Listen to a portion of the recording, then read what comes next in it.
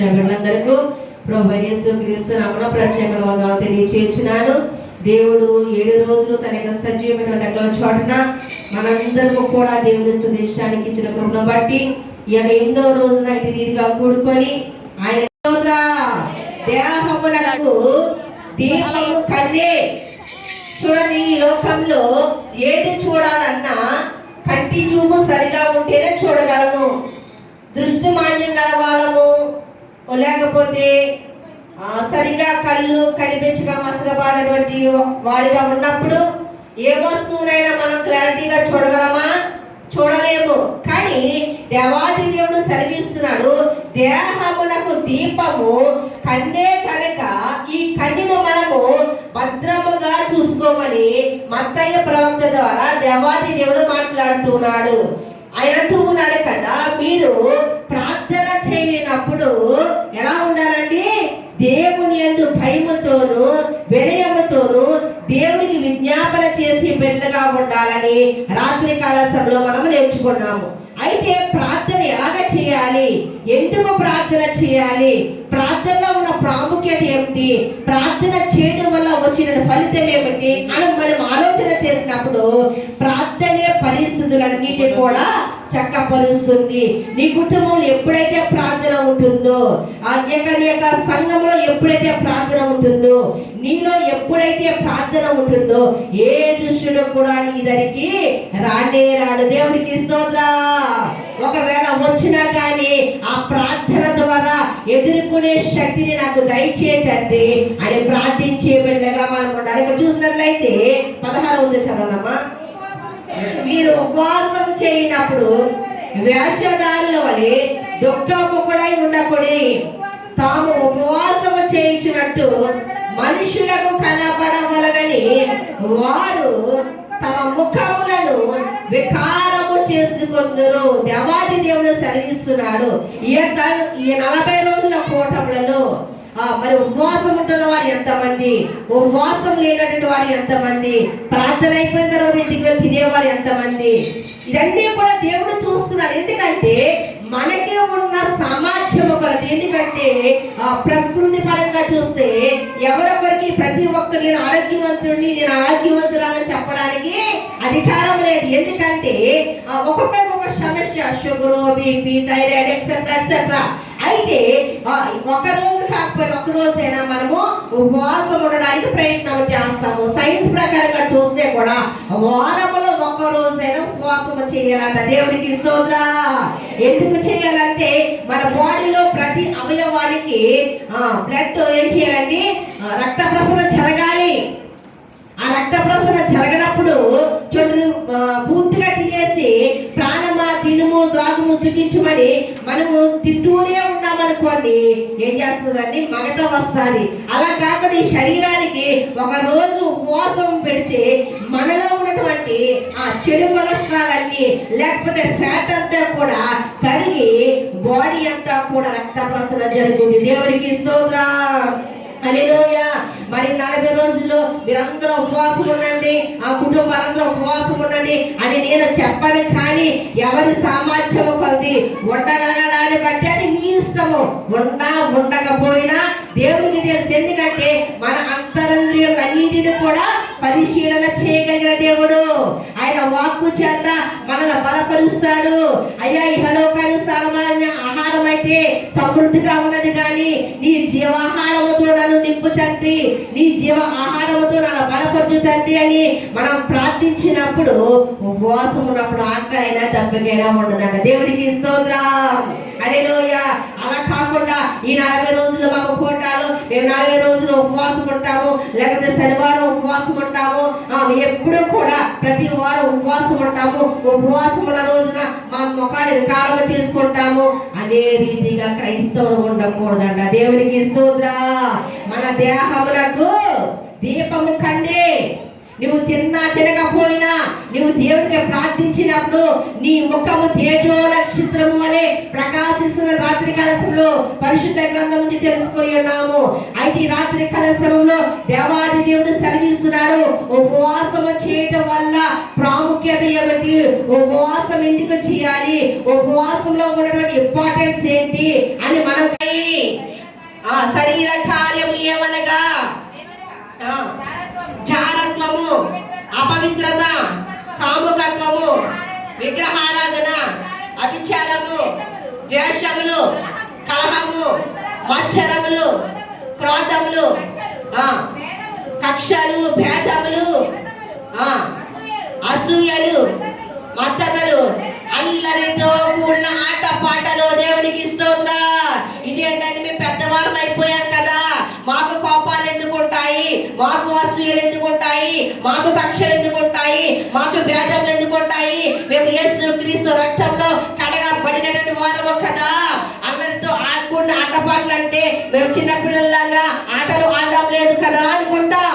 కానీ అల్లరితో కూడిన ఆటపాటలు అక్కడ కనిపిస్తాయి తెలుసా, మెచ్యూర్ ఫంక్షన్ దగ్గర మెచ్యూర్ అవుతారు చూడండి అక్కడ, తర్వాత మ్యారేజ్ అయిన తర్వాత ఫస్ట్ నైట్ దగ్గర, పెళ్లి కూతురు చేసే దగ్గర, ఇంకా ఆడ మగ తేడా ఉండదు. ఇవన్నీ కూడా దేవునికి అసహ్యమైనదే. ఎప్పుడైతే యేసు ప్రభుని సొంత రక్షకుడిగా నీ హృదయంలోనికి ఆహ్వానించావో ఈ శరీర కార్యము నీకు తెలియకుండానే నీలోంచి దూరమైపోతాయి. దేవునికి స్తోత్రం.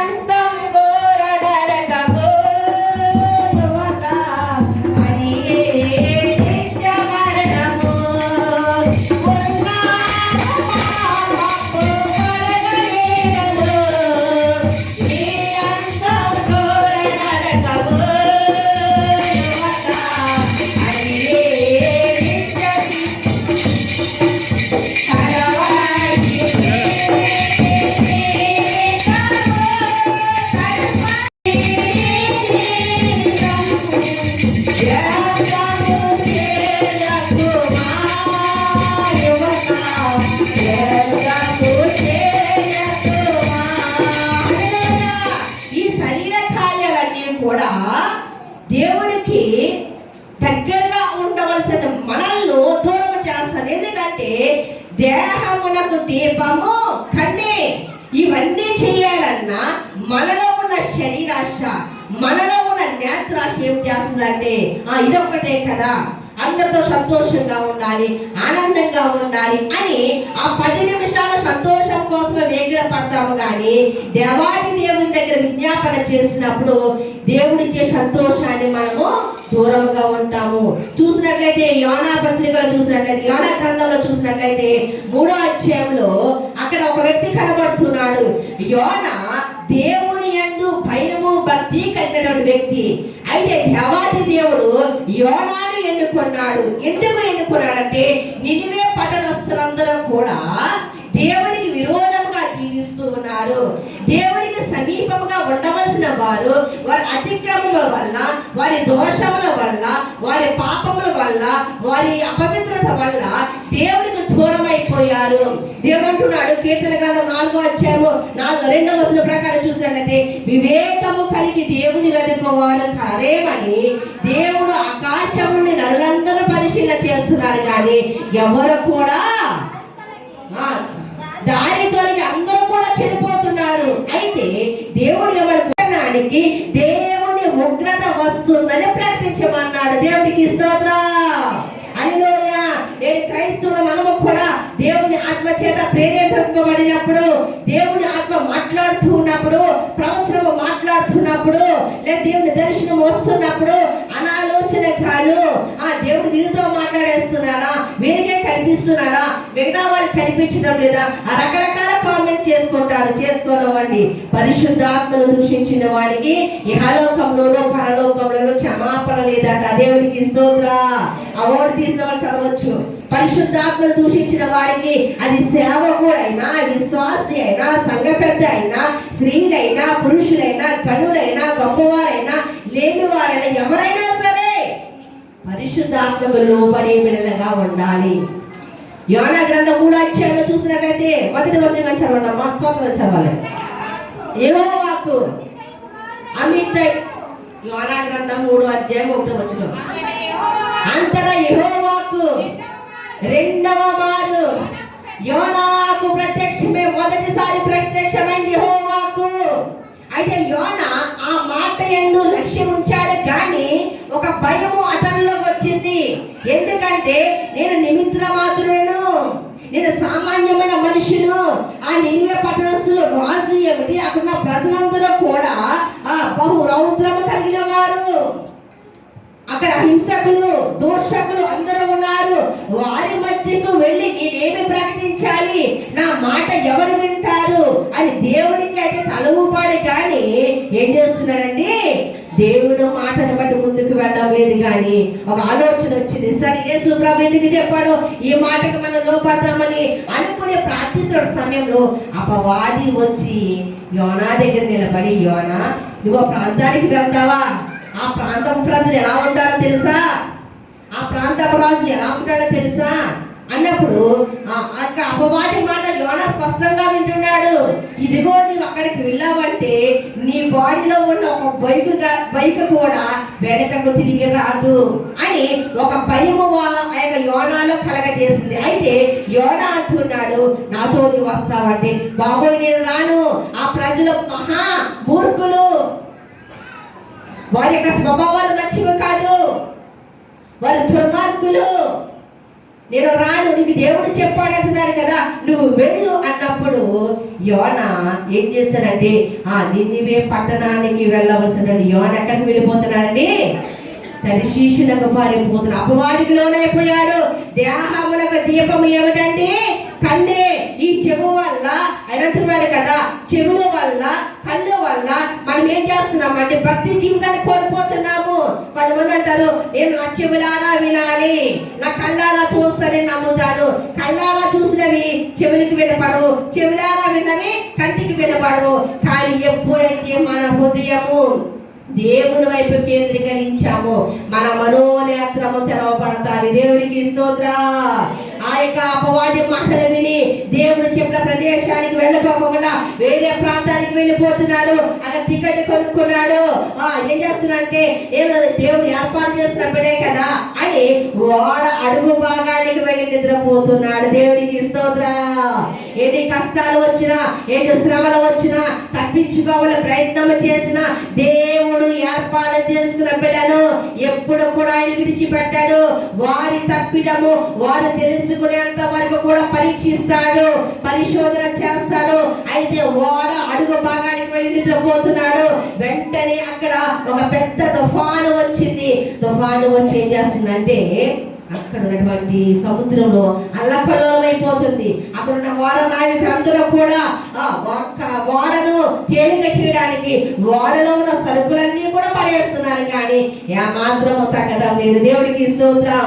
జీవిత యాత్రలో తుఫాను రేగగా జీవన నౌక అల్లాడిపోయా.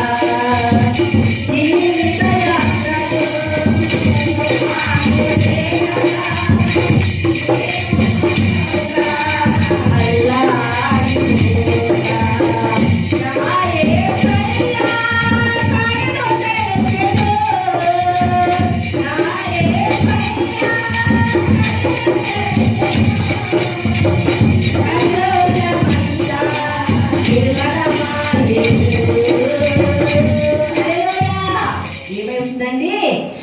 అక్కడ ఉన్న ఓడలో సరిగ్గా పడేస్తున్నారు. అయితే దేవాది దేవుడు ఏం చేశారు తెలుసా, ఓడ నావికుడికి ఐడెంటిఫై చేస్తున్నాడు. ఇదిగో ఈ కీడు ఎవరిని బట్టి వచ్చిందో, ఓడను తేలిక చేయడానికి సామానం అంతా పడేస్తున్నాము, ఆ లగేజ్ అంతా బయట పడేస్తున్నాము, కానీ ఓడ బరువు అయిపోతుంది.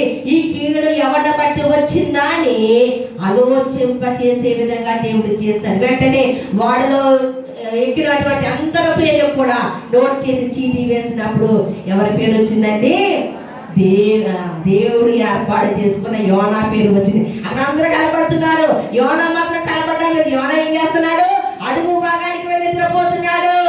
అయితే ఓడ నాయకుడు వెళ్ళి ఓ ఈ నిద్ర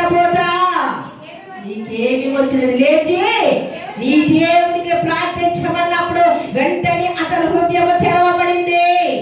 వెంటనే అతని హృదయం పశ్చాత్తాపంతో వేదన చెందుతూ ఉన్నాడు.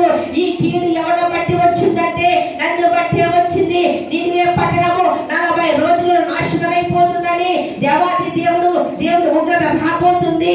ఆ ప్రజలందరూ కూడా దేవుడికి విరోధంగా జీవిస్తున్నారు కనుక వారిని రక్షించమని దేవుడు అక్కడికి వెళ్ళి చెప్పమంటే ఆ ప్రజలకు భయపడి నేను వేరే మార్గాన్ని ఎన్నుకున్నాను కనుక దేవుడు నాకు తగిన శాస్తి చేసిన. ఇదిగో నా కాళ్ళు చేతులు కట్టి సముద్రంలో పడవేయండి, వెంటనే తుఫాను ఆగిపోద్ది అని చెప్పినప్పుడు వెంటనే వాళ్ళు ఆలోచిస్తున్నారు, ఇదేంటి ఒక మనిషిని ఒక నిండు ప్రాణిని పడేయమన్నప్పుడు మీరు అలా చేస్తేనే బ్రతుకుతారు అన్నప్పుడు ఆ ధైర్యం చేసుకుని యోనాను కాళ్ళు చేతులు కట్టి సముద్రంలో పడవేసినప్పుడు పడవేస్తాడనగా ముందే సముద్రంలో ఉన్న త్రిమింగళానికి దేవుడు చెప్పాడు. దేవునికి స్తోత్రం. నోరు లేని జీవి, మాట్లాడలేనటువంటి జీవి, కాళ్ళు చేతులు లేనటువంటి ఆ యొక్క చేప లేదా ఆ త్రిమింగళము దేవుడి మాటకు లోబడింది. కానీ తన పోలిని నిర్మించుకున్న యోనా మాత్రము దేవుని మాట వినలేదు. త్రిమింగళంతో అంటున్నాడు, ఇదిగో యోనాను సముద్రంలో పడవేస్తున్నారు, నీ పన్నైనను అతనికి తగలకూడదు.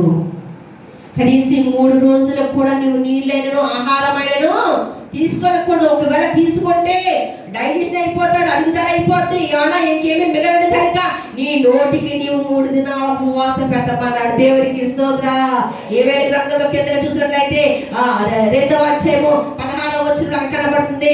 పిన్నలని పెద్దల్ని అందరూ కూడా సంధ్యాపానం చేసిన వారిని పెద్దలను అందరినీ పిలువరంపించి ఎప్పుడైతే యోనా ఈ వాక్కును ప్రకటించాడో, ఈ మాటను ప్రకటించాడో, రాజు కూడా దిగి వచ్చి సింహాసనం మీద దిగి వచ్చి గోనె బట్ట కట్టుకొని పశువులతో సహా అందరూ కూడా ఉపవాసం పెట్టి ప్రార్థన చేసినప్పుడు దేవుడు వారి హృదయాలు తెరిచాడు. దేవునికి స్తోత్రం. వారి కళ్ళుగా కలిగినటువంటి ఆ గురుడిరాలను తొలగించుకున్నప్పుడు దేవుడు నినివే పట్టణాన్ని కాపాడినాడు. 40 రోజుల్లో వస్తున్న ఉగ్రతను దేవాది దేవుడు 4 రోజుల్లోనే వారి కుటుంబాలను వారి యొక్క గ్రామం రక్షించడానికి రూపం చూపించినాడు. ఈ రాత్రి కాలం నీవు నేను మనందరము కూడా మన దేహంలోకి దీపము కన్నే గనుక వ్యర్థమైన వాటిని చూడకుండా, వ్యర్థమైన వాటి గురించి పరిగెట్టుకోకుండా మన హృదయమును మన నేత్రములను మనము కాల్చుకునే విధంగా ఉండాలి. ప్రభు బట్టి నేను చేసినాను. కొంచెం మాటలు దేవుడు ఆశీర్వదించును గాక. ఆమేన్.